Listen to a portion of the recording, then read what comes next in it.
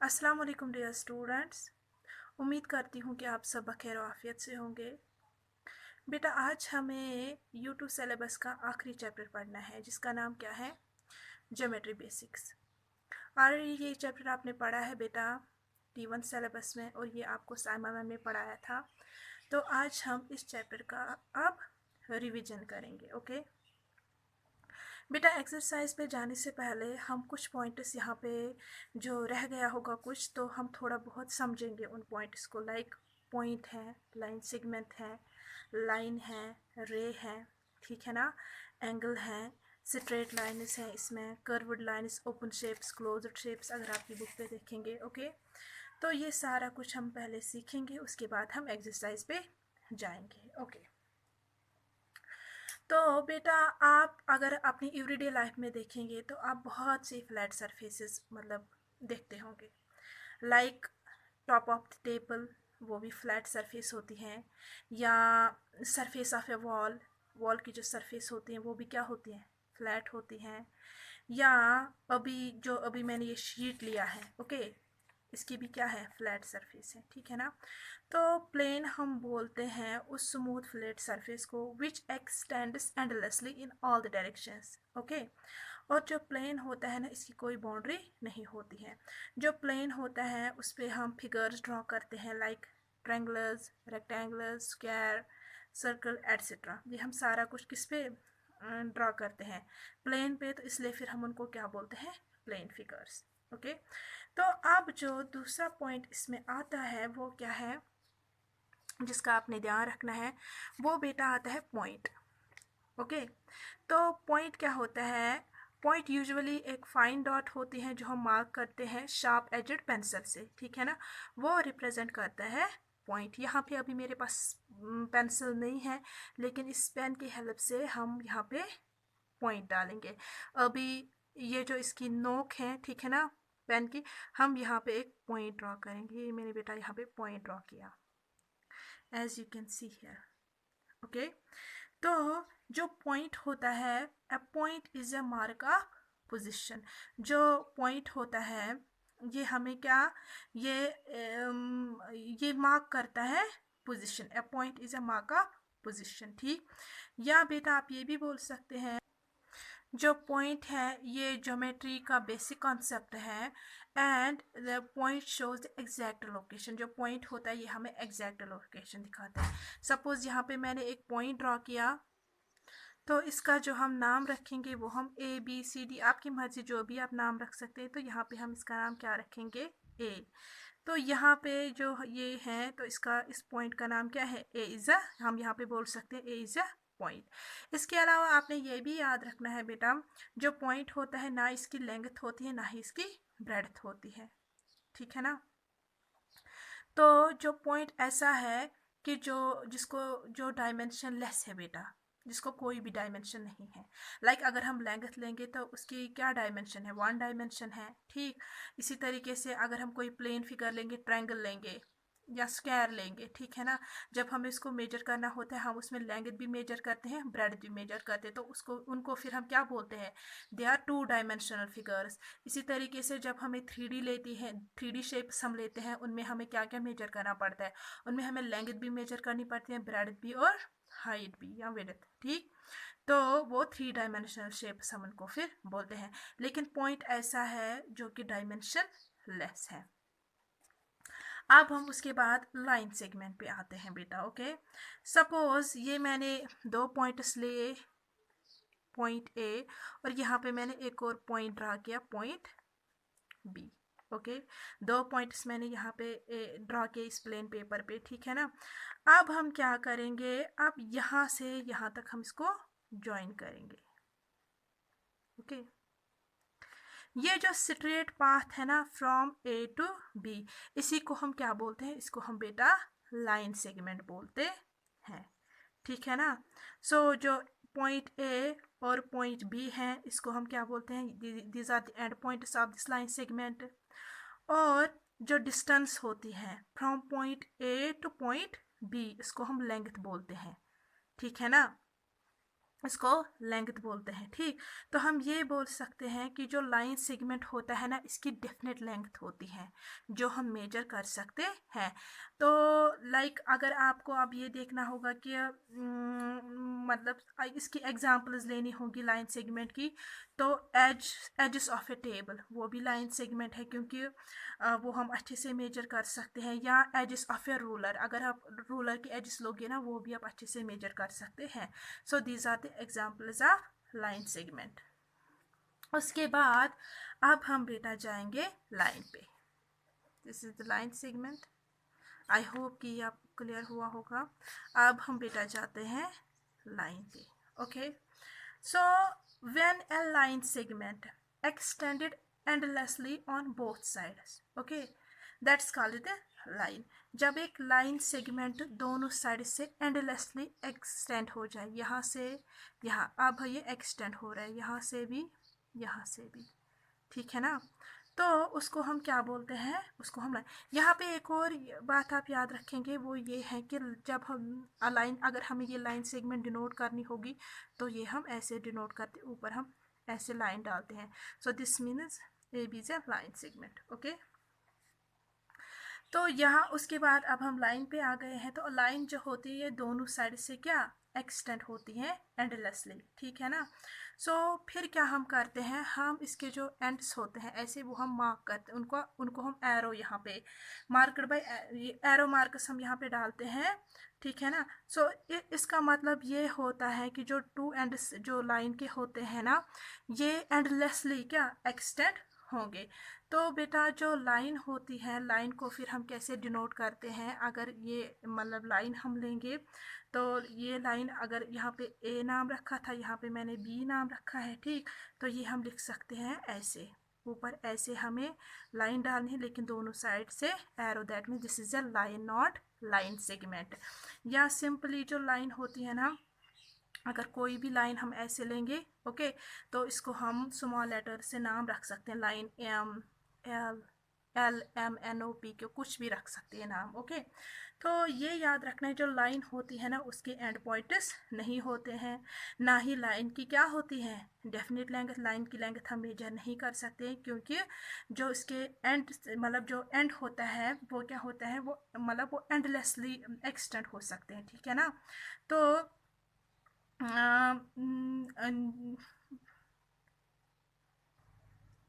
तो आप ये भी याद रखिए, जो एक पॉइंट से हम, ठीक है ना, एक पॉइंट से हम infinite number of line draw कर सकते हैं। ओके, लेकिन two line segments, sorry not two line, to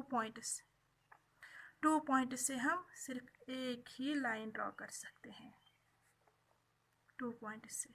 okay, अब उसके बाद बेटा आता है रे।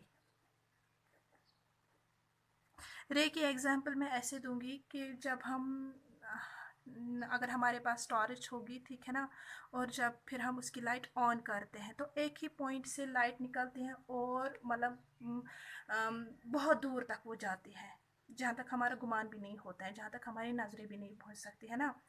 तो क्या लाइन रे क्या होती है, रे में एक एंड पॉइंट होता है, एक साइड से इसका एंड पॉइंट होता है, जो दूसरा पॉइंट होता है वो क्या होता है, वो एंडलेस होता है। ठीक, जो लाइन जो रे होती है एक साइड से ये क्या मतलब इसका एंड पॉइंट होता है, जो इसका जो इसकी एक डायरेक्शन होती है, ठीक है ना, जो मतलब दूसरा पॉइंट वहाँ पे क्या ये एक्सटेंड हो सकता है, ये एक्सटेंड होती है एंडलेसली। ठीक, so we can say that a line segment extended endlessly in one direction is called a ray। Okay, तो बेटा जो रे होती, सपोज ये मैंने एक रे यहाँ पे डाली, ठीक है ना, एक साइड से यहाँ पे पॉइंट है, दूसरे साइड से हम एरो डालेंगे ऐसे। इस एरो का मतलब क्या है कि इस साइड से हाँ ये एंडलेसली एक्सटेंड हो सकती है। तो आप इसका मतलब, तो इसका नाम हम क्या रखेंगे यहाँ पे, ए बी। तो ये हम कैसे डिनोट करते हैं, अगर हमें सपोज रे डिनोट करनी होती है तो हम कैसे डिनोट करते हैं, ऐसे बेटा हम डिनोट करते हैं रे को। तो जो रे होती हैं ये एंडलेस होती हैं एक डायरेक्शन में, तो ये हम एक पेपर पे ड्रॉ नहीं कर सकते, ठीक है ना। तो इससे हमें ये भी पता चलता है कि जो रे होती हैं इसकी डेफिनेट लेंथ नहीं होती है, ठीक। अब अगर यहाँ पे मैंने ये रे ले ली जिसका इनिशियल पॉइंट ए है और जो एंडलेस डायरेक्शन जो हमने इसका दूसरा लिया है, ठीक है ना, दूसरा पॉइंट, वो क्या पॉइंट नहीं लिया है, जो नाम रखा है वो क्या है, बी रखा है, तो ये है ए बी रे, ठीक है ना।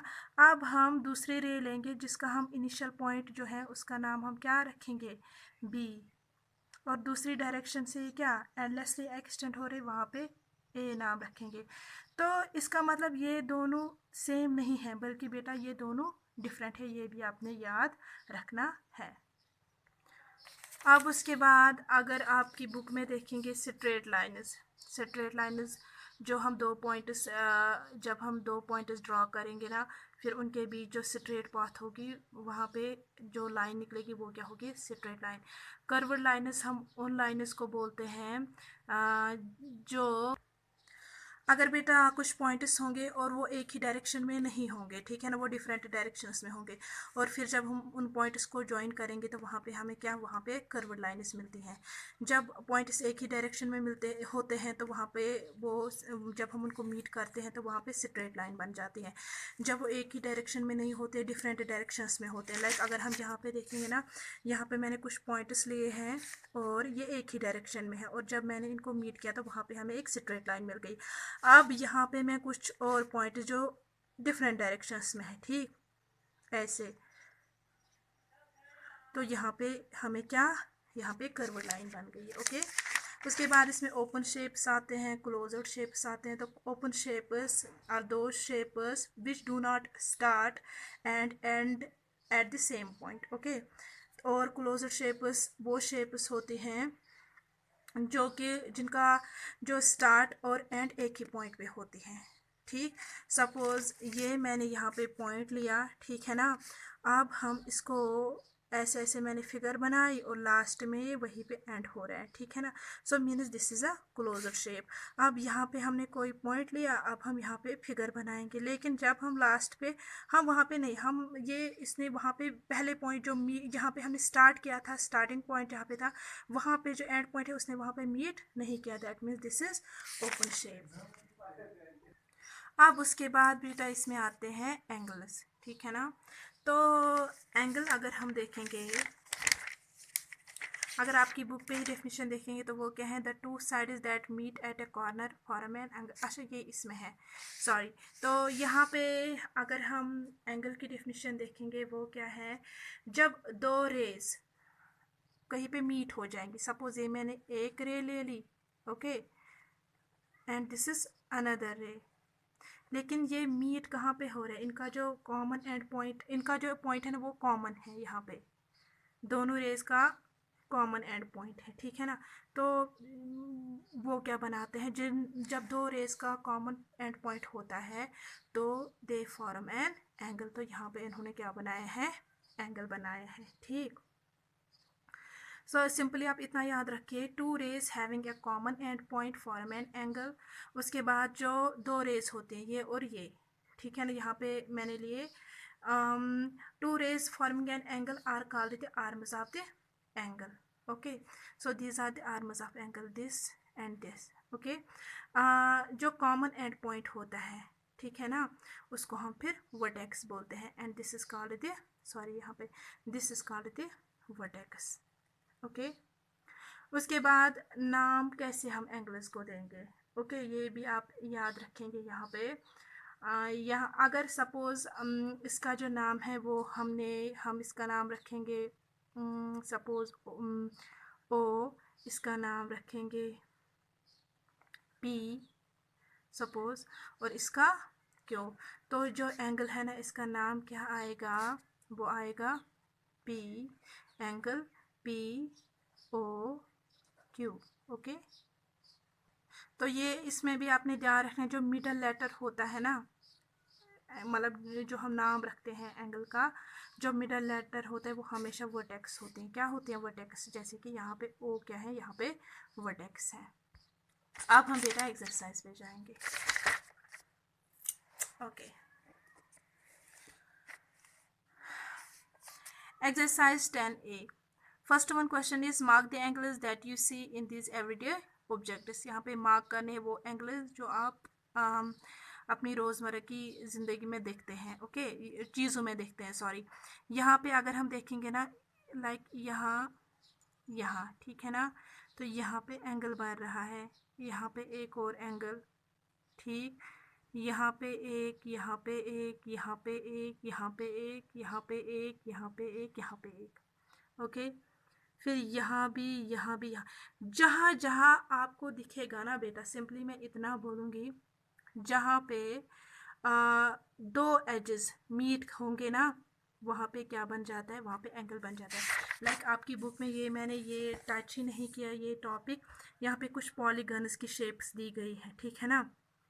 और जहाँ जहाँ पे यहाँ पे अगर आप चेक करेंगे ना, जब दो साइड्स मीट होते हैं ना कॉर्नर पे, ठीक, तो वो क्या बनाते हैं, वो एंगल बनाते हैं। जब दो साइड्स मीट होते हैं एट अ कॉर्नर, तो दे फॉर्म एन एंगल, ठीक। तो यहाँ पे भी सेम, जहाँ जहाँ आपको नज़र आए ना बेटा दो दो एजेस मीट हो रहे हैं, ठीक, वहाँ वहाँ क्या एंगल बन गया होगा।